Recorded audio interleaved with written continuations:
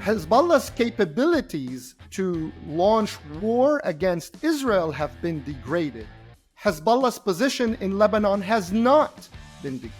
These people want to freeze frame everything Israel has done for the past year and then say, okay, thanks, now let's go back to where we were before with just a new gloss on an old reality.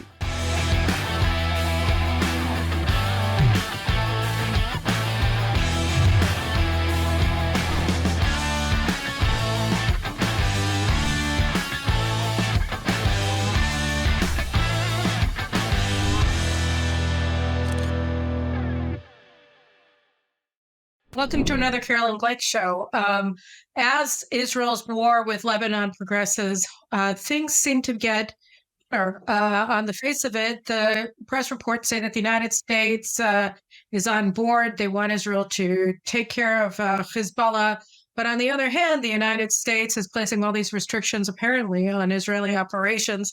The web was rife with reports that during the conversation that President Biden had with Prime Minister Netanyahu last week, that he demanded that Israel end airstrikes in Beirut. So it all just keeps getting curiouser and curiouser, in the words of Alice in Wonderland. And I thought that the person to talk to try to make sense of what the American policy is in relation to Hezbollah and Israel and the war, and obviously Iran behind all of it, would be my good friend, Tony Badran of Tablet Magazine, where he serves as news editor. And he's basically just the go-to guy for all things Lebanon, because he really does actually understand Lebanon. It's not a foreign country to him. So without further ado, Tony, thanks so much for joining me today on the program. Caroline, it's always a pleasure. Thank you.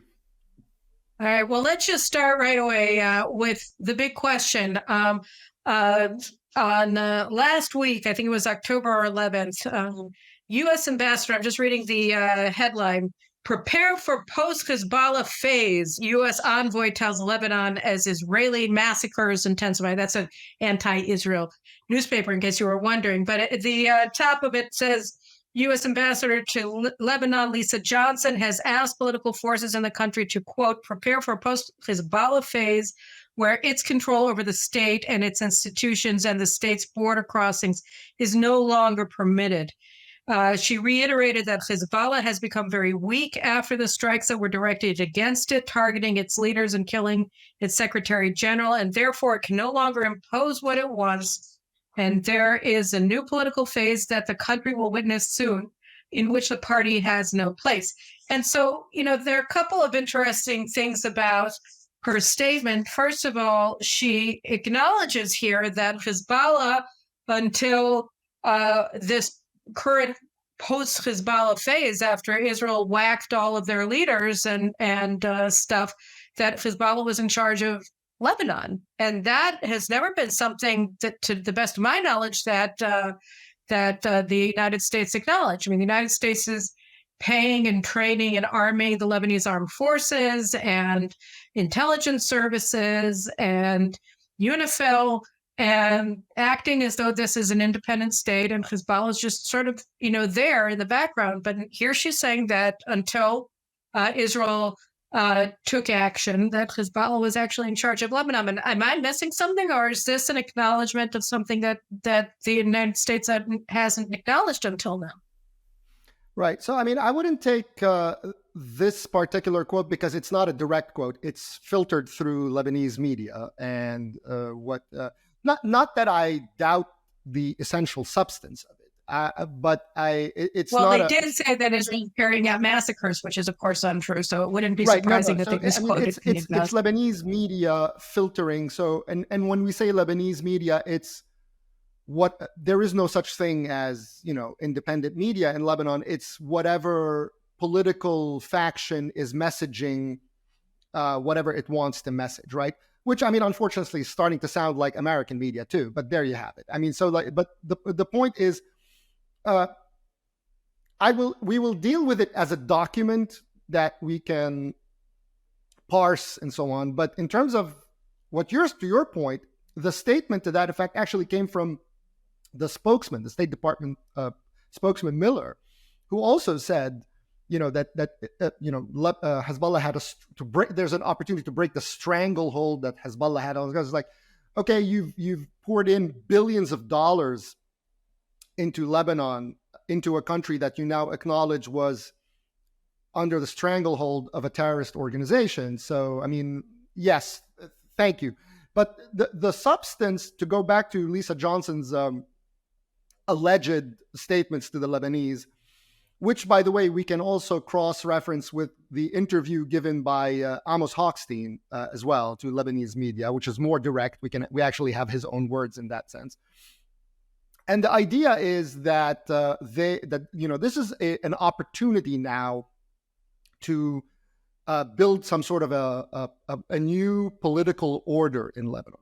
Of course, this is all. So let's give you the bottom line up front. So that this is all just gibberish, right? So the idea is we want Israel to we want to impose parameters on Israeli action and then set up a political aftermath that basically takes us back to the exact same place we were on October 6th.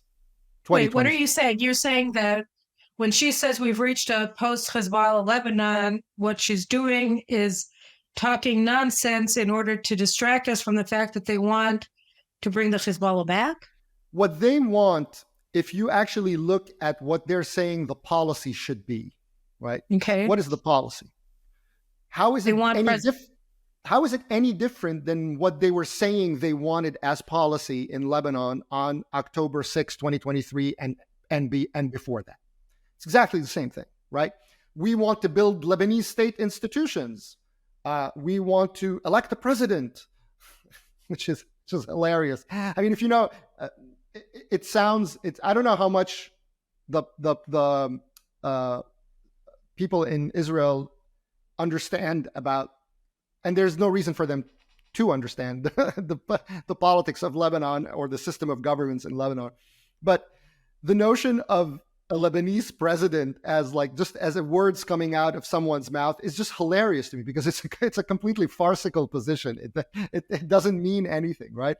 What they're doing with their policy recommendations is that they're just basically taking whatever Israel is doing, stopping it at wherever it is right now, and then saying, okay, and now we're going to come back in with the same status quo that we had in the past in terms of policy, which is we're going to continue funding the Lebanese armed forces.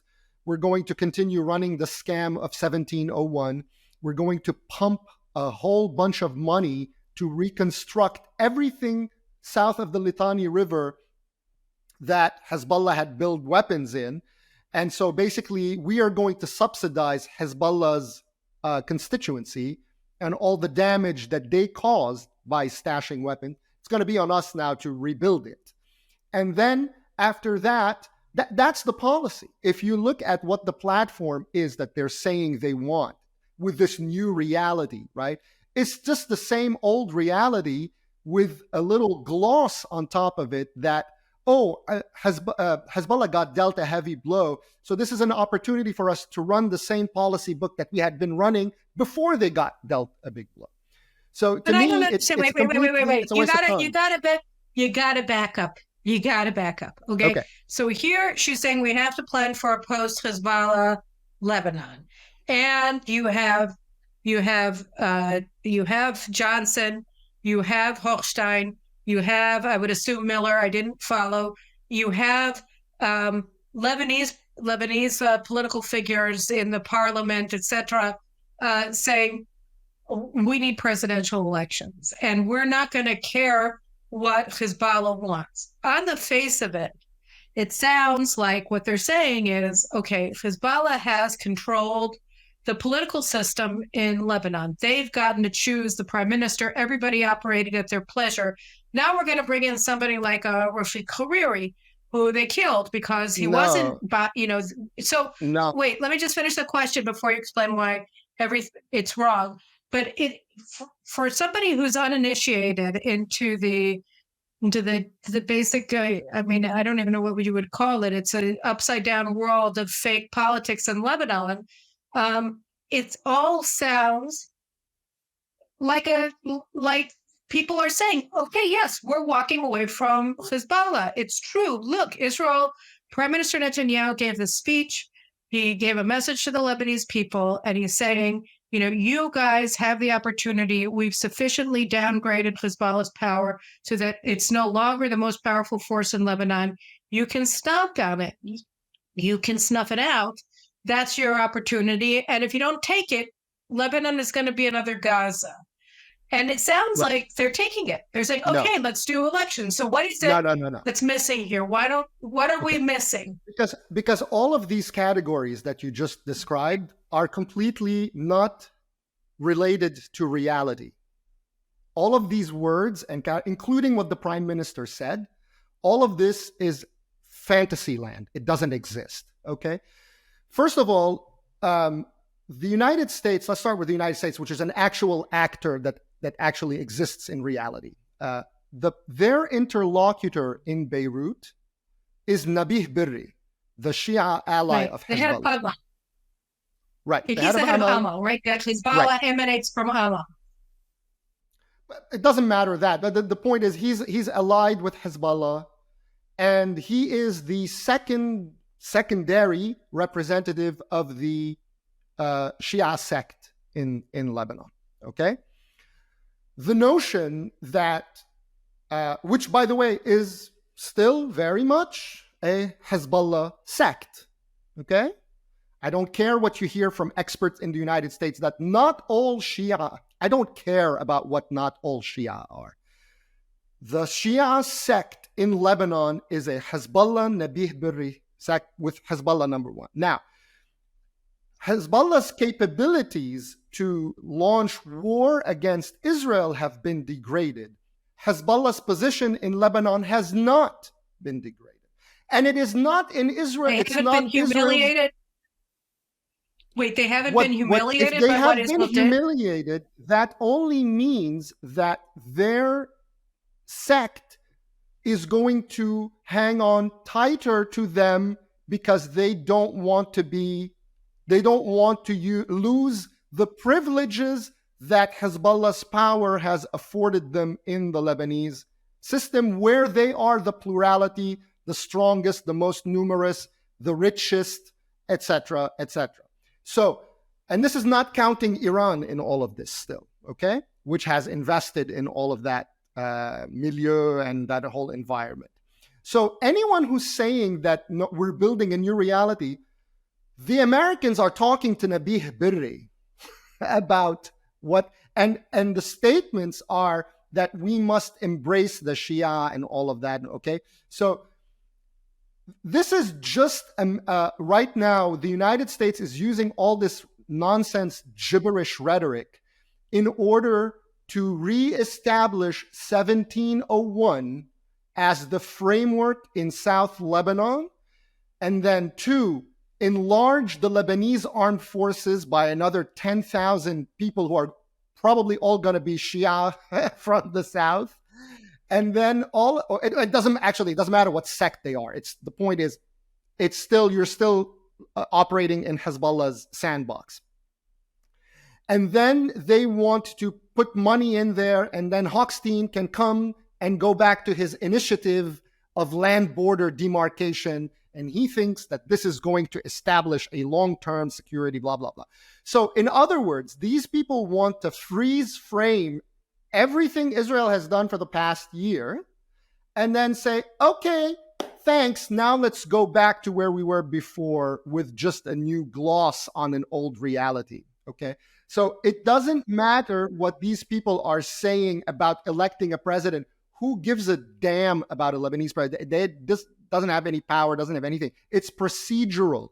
All of it is just so that they can come in and say, we have a new political order in Lebanon, and so on. By the way, speaking of which, you mentioned something about, the Lebanese are moving to elect someone without Hezbollah. Really? You think anyone can now can do anything unless Hezbollah says yes? Absolutely not.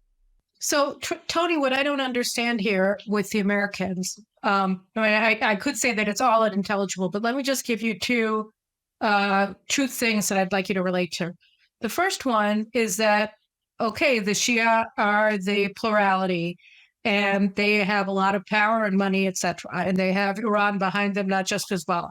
But they're not the only people in the country. So you have like Samir Jaja, who is saying, no, I reject 1701. I want 1559, which calls for the dismantling of Hezbollah.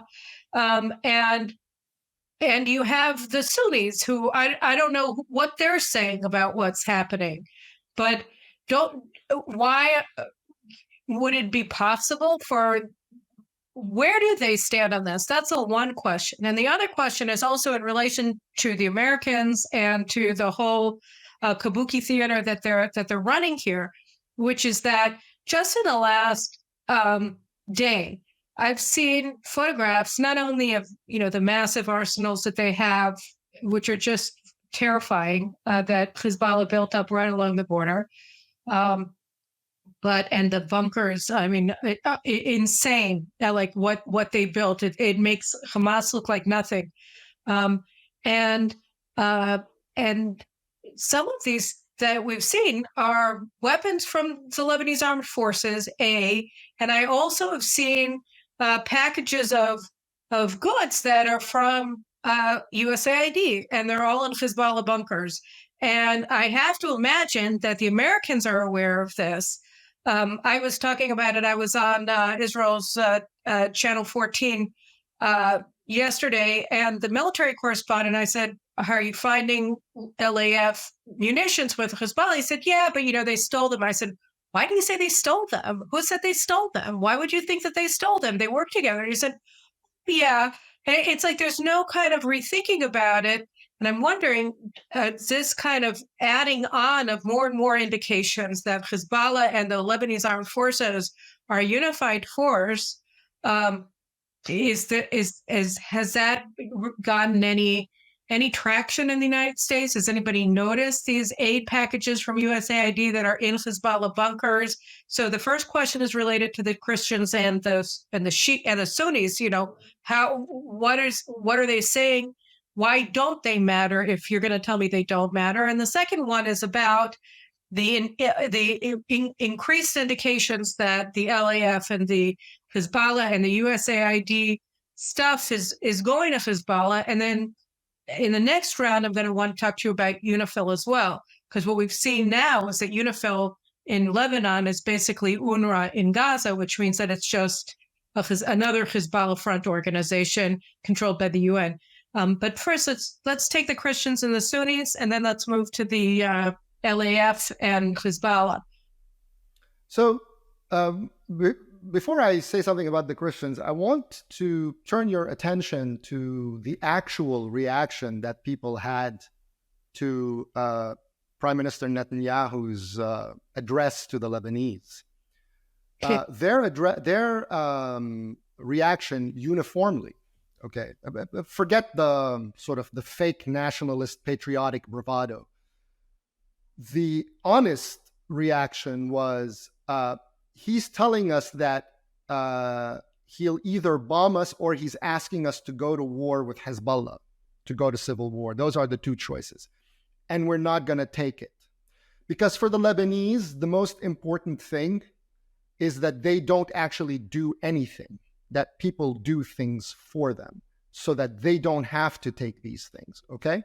So they're the same people who are doing this, like experts at think tanks, and you're just grotesque, saying, coming up with this kind of nonsense about reaction about, oh, Prime Minister, no, he's asking us to do this and that. And then at the same time, if they find an assassination or a targeted killing of some like high leadership in Hezbollah that they want because it, like Wafiq Safa, the head of their security apparatus, who handles domestic affairs, right, and bullies everyone else. So when there was news that he might have been taken out, the same people who were telling Bibi, oh, how dare you plant the flag on our soil, and how dare you, they're like, oh, people are applauding this one. It's like, okay, so these people basically, these people are gross. These people just want other people to do their work for them, and they will never actually do any of the stuff that you're talking about. Second point, the Christians. Samir Jaja is irrelevant. Like, you can talk about Samir Jaja the same way you can talk about Pinocchio. I mean, it's the same level of reality. Who cares? Samir Jaja and the Christians in Lebanon altogether as a percentage, it's a dead demographic. Samir Jaja in particular is just nonsense. There's nothing there. He just put together some big fanfare to try to present himself as the leader of, because he just wants to become president, which is hilarious, considering, again, what the actual meaning of Lebanese president is, which is nothing.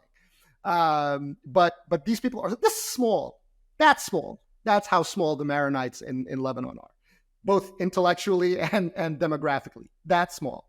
So Israel getting lost in this in their internal drama is a complete waste of time. Israel's focus in Lebanon is purely military, nothing else. And what I say purely military, meaning the agency for that military involvement should be only Israeli, nothing else. No UNIFIL, no United States, no France, no Lebanese armed forces, nothing. Israel handles its security threat in Lebanon by itself through military means. That's the only interest you have in Lebanon. Full stop. Any agency you're looking for on the part of the Lebanese to engineer some form of a political order that is going to take over Hezbollah militarily is a contradiction in terms. It's not going to happen, nor is there anyone in that country that is, forget capable, that is even willing to even contemplate doing anything of that nature. So this whole conversation, and there's another thing, let me add another point, which I think the Israeli public and your audience should understand, that, and especially this is very prevalent in the United States, among pro-Israel people in the United States, and it gets some echo in Israel as well, and it's very ill-conceived, which is the idea that the Christians of Lebanon are natural allies of Israel's. And if we can only kind of wind back the clock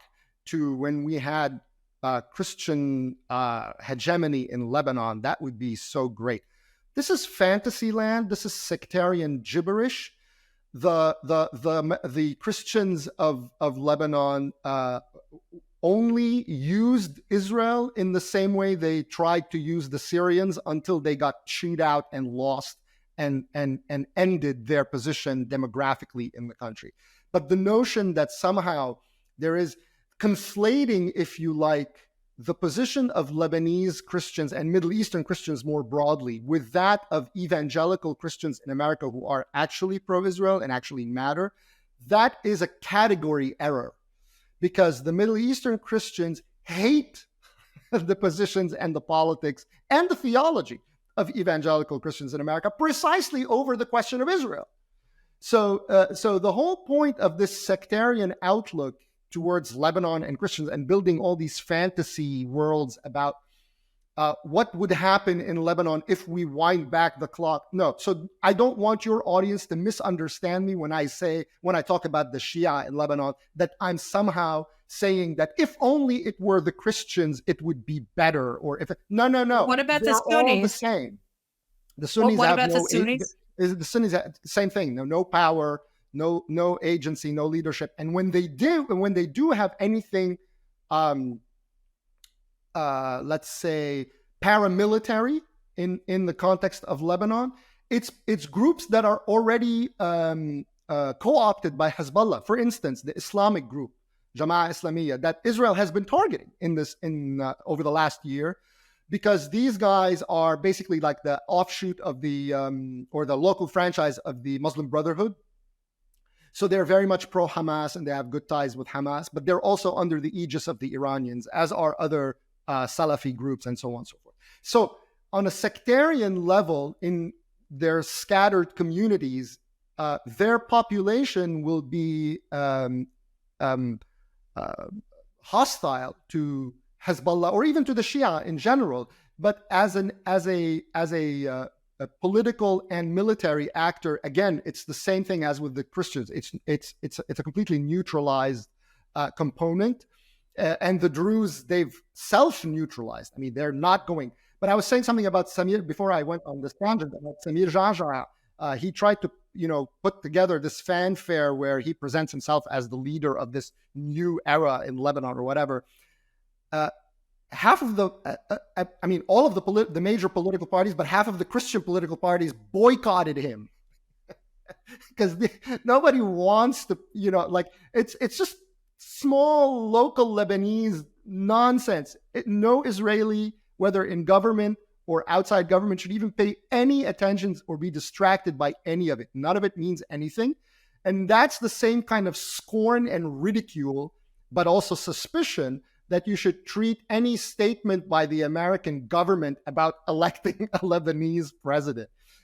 Nonsense. Where are you driving at with this? What you're driving at is you're going to tell me, oh, now we have state institutions in Lebanon, and we're going to put a boatload of money into them. And then we're going to revive the scam of 1701 with this new and improved Lebanese armed forces. And now it's going to be different. It's just hadn't been tried right before. And now we have a chance to try it right. And if Israel falls for that, they're going to basically get exactly what they got on October 8, 2023. If they decide to go back to October 6, 2023, they're going to get October 8 soon after. Because the American position in Lebanon right now is just stop bombing. As Amos Hochstein said, we don't like you bombing Beirut. We don't want you to do that. They're not even, the only reason why they're talking about the degradation of Hezbollah is only because Israel ignored them and went ahead and did it, right? What are they going to say? But up until that point, they were against the targeted killings. What is Israel doing in Beirut? Just randomly bombing? They're bombing weapons depots and they're targeting Hezbollah command and control, the chain of command of Hezbollah. So when Amos Hochstein says, stop hitting Beirut, what does that mean? It means stop hitting the depots and stop hitting the command and control of Hezbollah. That's what that means, because that's what Israel is hitting. Okay, so I want to go to the American goal here, but I kind of want to end with it. And so before we do, I want to talk about the LAF. I want to talk about the LAF, and I want to talk about their relationship with Hezbollah now during the war. Where is the LAF in what's happening now? Do you have a sense of what they're doing? Have you seen any indication of what's happening? I saw that Ambassador Johnson wanted them to go down to the border to the south. I mean, what is that? What's happening with them? The only thing that they've done, apparently, that the United States has demanded that the LAF ensure that nothing is coming through the airport, only in order to avoid the Israeli Air Force hitting the airport, because they don't want. Yeah, but the crazy thing is that the reports here were that the UAV that attacked the training base of Golani outside of Binyamina yesterday killed 4 soldiers and wounded like 67. Mm-hmm. 4 of them are in critical condition. They said that it was the Speaker of the Iranian parliament. He flew a plane filled with new UAVs to the airport in Beirut, dropped it off, and one of them was used to target Golani's training base. Now, I don't know how true this story is, but that's what's being reported in the media here. And I said, well, why wasn't he a military target? And I think it must be that the Americans are putting pressure on Israel to allow the continued operation of Beirut International Airport, including flights from Iran. Well, so one of the things it's an interesting thing that you mentioned him. So one of the things that he said actually is that he called for an air corridor for humanitarian aid from Iran, right?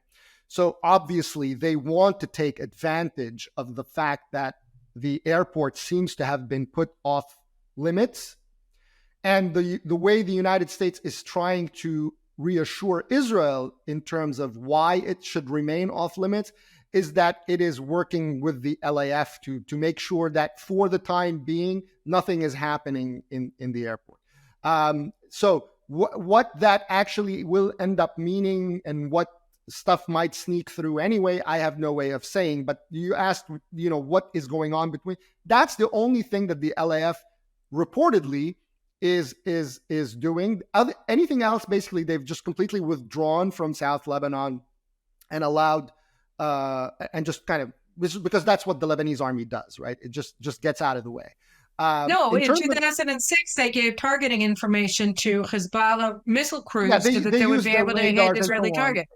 Yeah, I don't. I'm not sure if any. No, because that's when they did it to hit the naval assets, the Israeli naval assets. This hasn't happened yet, so it's unclear if it will or not in the future. About the weapons or supplies going from the LAF to Hezbollah. One of the things, I mean, I wrote about this many years ago, and it's like the point is not to parse. Well, is this, you're sending all this material to an address. It doesn't matter who the addressee is, right?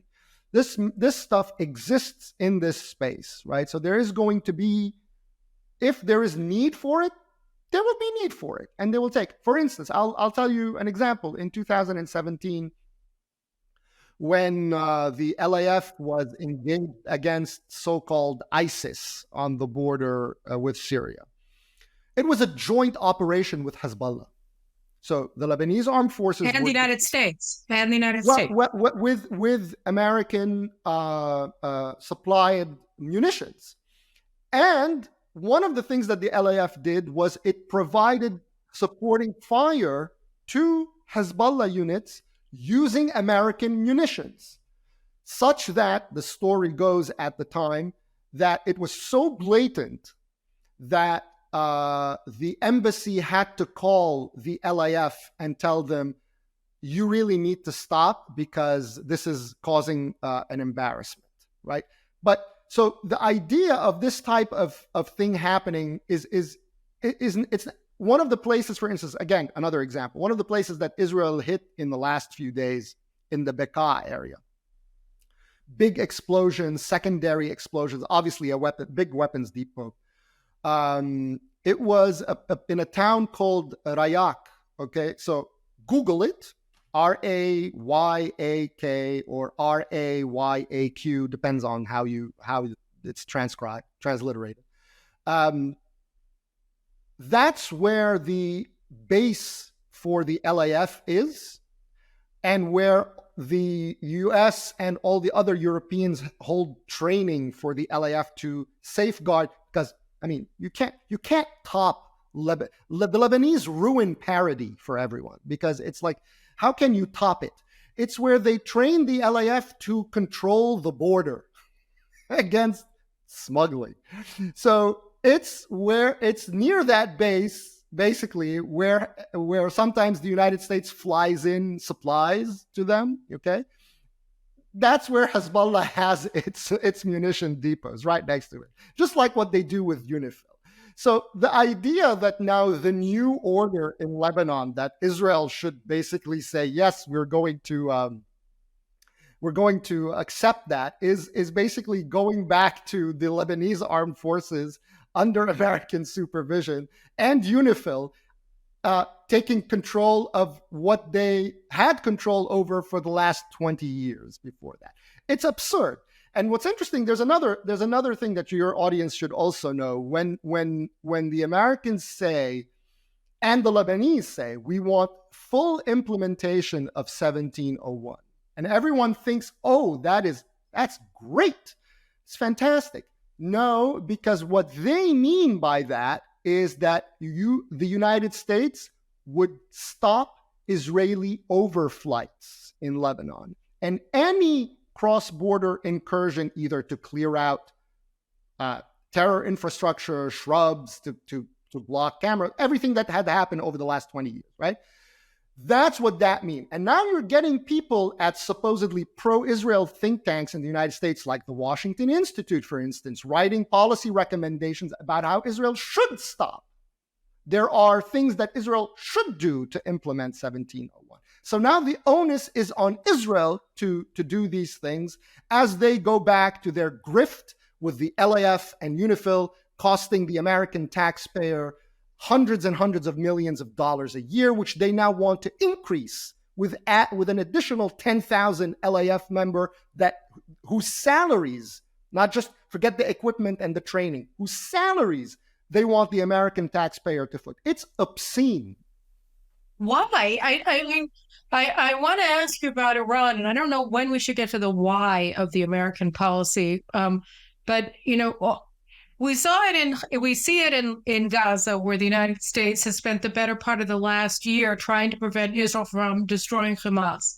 And we're seeing it in Lebanon even more obviously, that the United States is doing everything that they can to maintain this Potemkin theater that is just it is what it is. I mean, the United States is spending hundreds of millions of dollars funding auxiliary forces for a terrorist organization that's controlled by Iran that swallowed the entire state of Lebanon.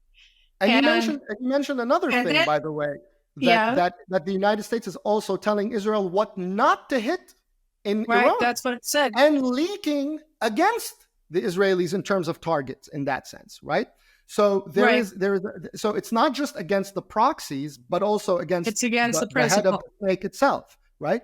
So the question is what? I think one of the things that we just saw, especially over the past year for sure.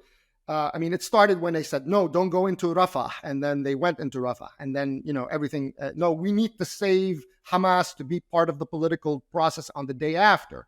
And now they're saying basically the same thing in Lebanon and so on and so forth. One of the things that was revealed, however,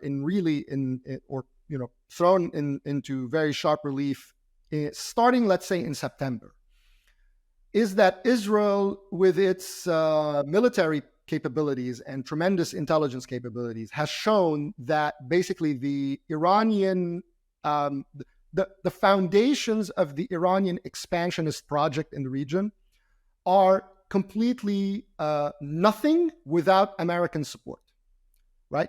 So the Iranians don't have a military.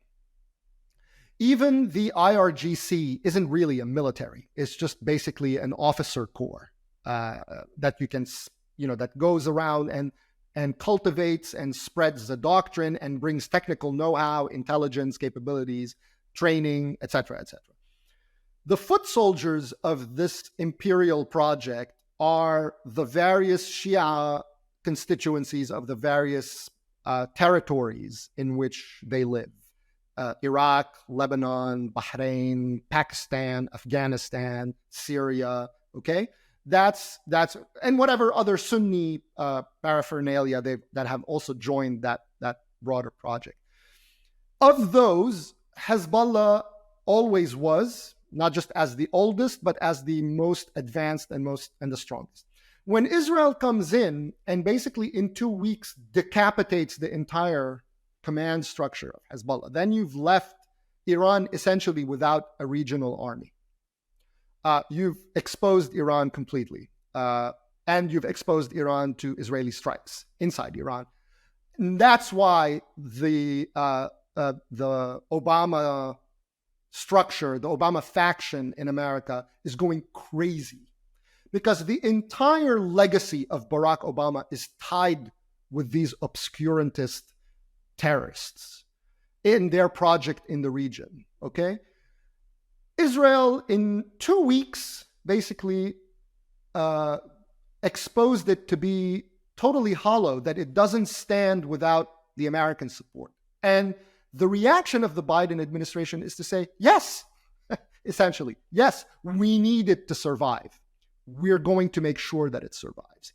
And you need to stop hitting in Lebanon. And just like you need to stop in Hamas. The great thing is for Israel is that the Israeli leadership appears to have understood that.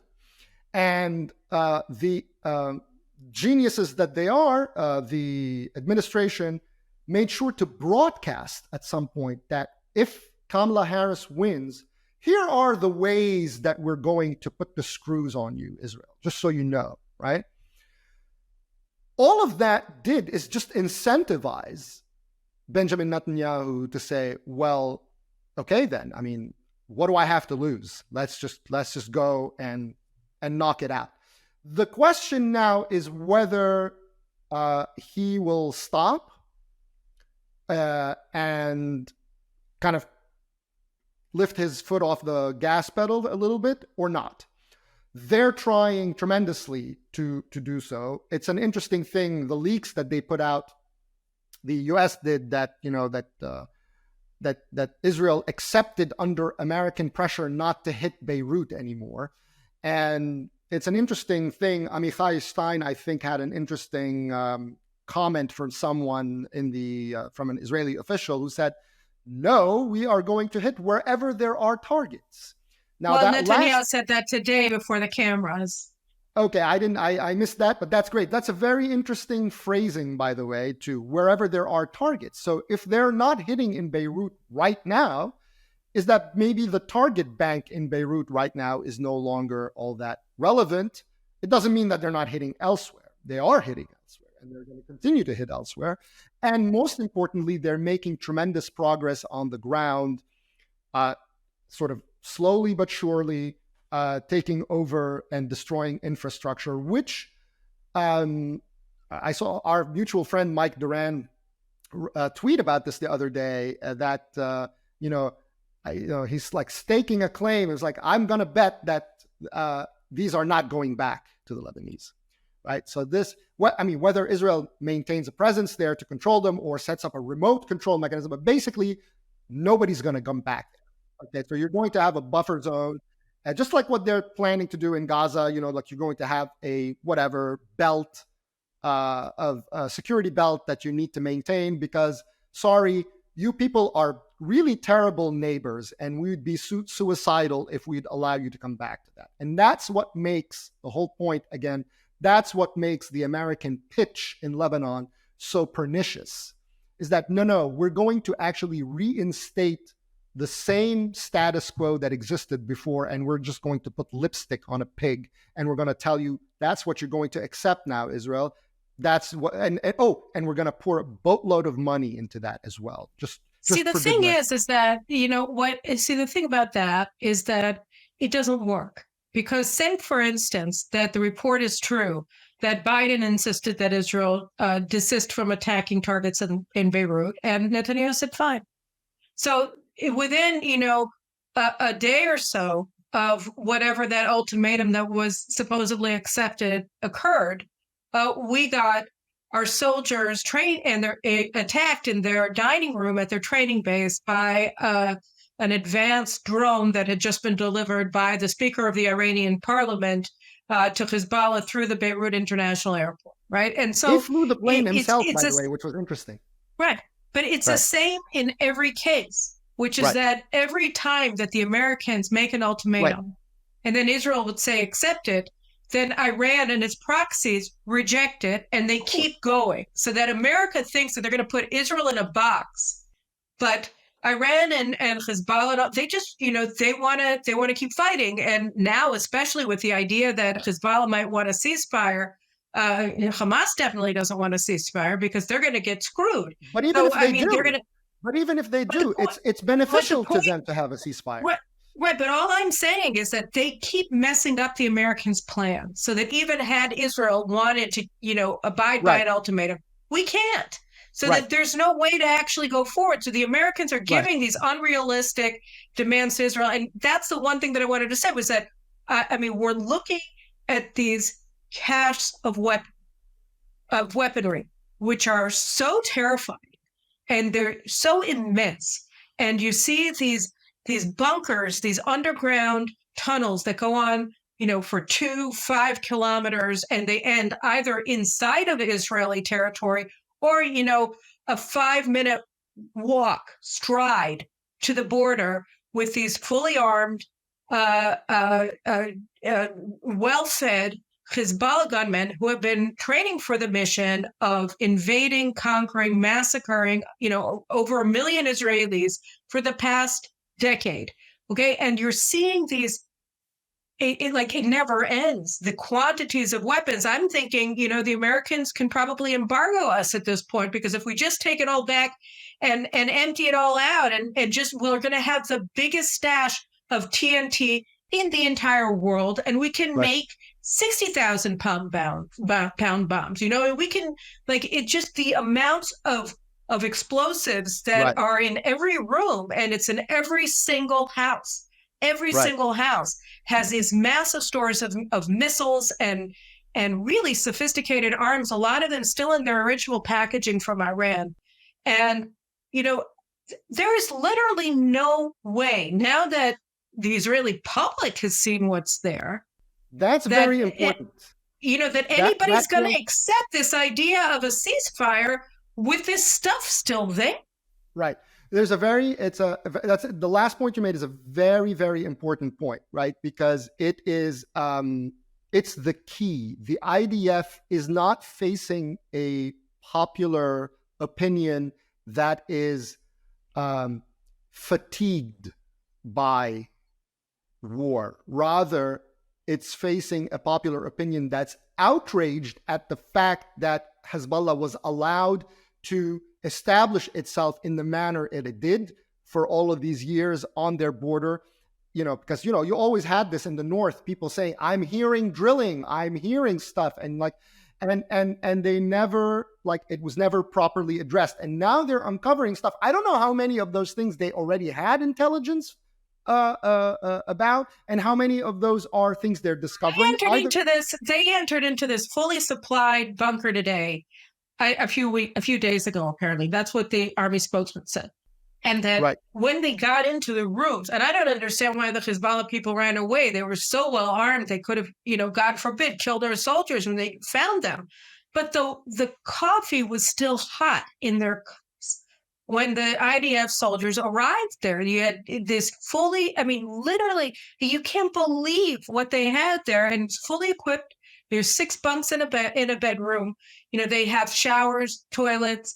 They had Vespas that had darkened headlights so that people wouldn't see when they came above ground.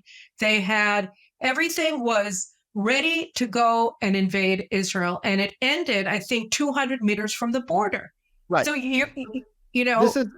this is what's making, so there's someone apparently, I hadn't followed this name, but someone, I forgot his last name, but his last name is something Zaevi, who's ahead of some sort of a organization up in the north, and he's quoted today in Jewish Insider, and he says about what he thinks the area south of the Litani should be, and he's like, it should be, quote, a no man's land with nothing there. No terrorists, not even children, nothing. That is the only way to deal with the threat of an anti-tank missile aimed at the window of a home, right? So you need to have basically, and that's to go back to Mike Duran's point that I mentioned that he made in that tweet, is that, and there are others, another mutual friend, Amiad Cohen made the kind of a very similar point about the Litani River and as a new border and so on. Basically, the idea that you are going to allow to a return to a reality south of the Litani, to what existed before, but only with kind of just more money given to the Lebanese and to the Americans, Lebanese armed forces, their pets in the Lebanese armed forces, is absurd, right? You're absolutely right. It's just not acceptable, completely out the window. And that's why any idea that the foundation for a political resolution after what Israel finishes its operations is somehow 1701 is equally absurd, right? Because it's like we are completely because why? Because 1701 is predicated on the fiction of a Lebanese government and a Lebanese army and so on. So you're just back in Hezbollah's sandbox. This is gone, right? And that's why, again, I said that Israel should not busy itself at all with the melodrama of the Lebanese politics, which are completely irrelevant to anyone on planet Earth, save for the Lebanese themselves and maybe their friends in Washington. That's it. It doesn't matter to anyone. It has no value. It has no relevance to anyone. The problem is a military problem, and it's a military problem for the Israeli military to handle, without any concern for how it affects the political order in Beirut afterwards, because it is all going to lead to the same place in the end. The Lebanese, they always lead you to the same exact endpoint. So just ignore it. It's a military problem. Handle it, and not just ignore them, but at this point, which is what Prime Minister Netanyahu has been doing, at least since September, is to ignore Washington too. Okay, one last question for you. Why? Why do the Americans want to feed this beast? I mean, it is so obviously genocidal. It is so obviously evil. Why? Why are they doing this? Why are they stupid? I mean, is this some sort of just, hear no evil, see no evil, speak no evil? Or is this part of a nefarious thing? I mean, when you look at who these people are and what they storehoused, what they were poised to use against just hundreds of thousands of Israelis and more, what are they thinking? How can they be thinking that you can get to a ceasefire at any time? Why? It's too late in this episode. This has to be another episode to discuss this. We've discussed it before, and it's the question that everyone keeps asking. So why did Barack Obama do that? I think this is a conversation to be had in a separate episode. But in terms of the handling of the ceasefire or the status quo between Israel and Lebanon or Israel and Gaza, I outlined several months ago, in August, I think it was, or late July or August, it doesn't matter, a piece in Tablet magazine called The Ottoman American Empire. And in that piece, I say that the paradigm that the administration is following is that resembles or has elements in it of the Ottoman structure of the Levant, which is that you have these special provinces in the Levant, right?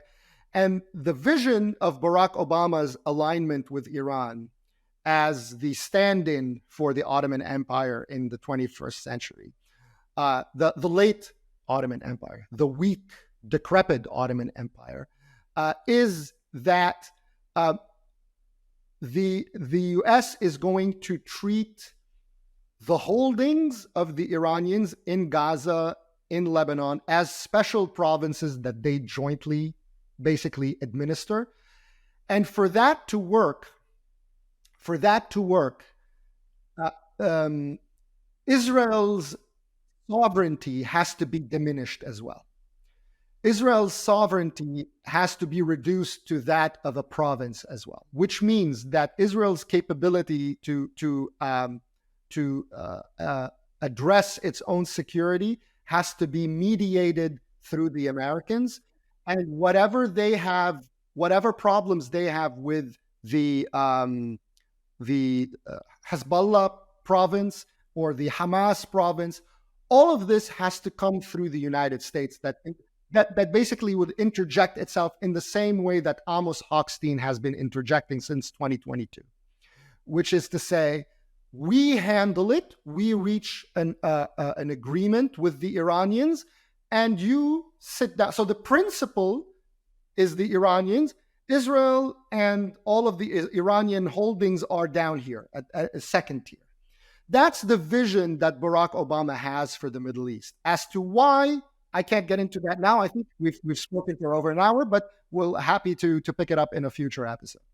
Thank you very much, Tony. And it's been an important conversation. I knew it was. I knew I need a reality check. I need Tony.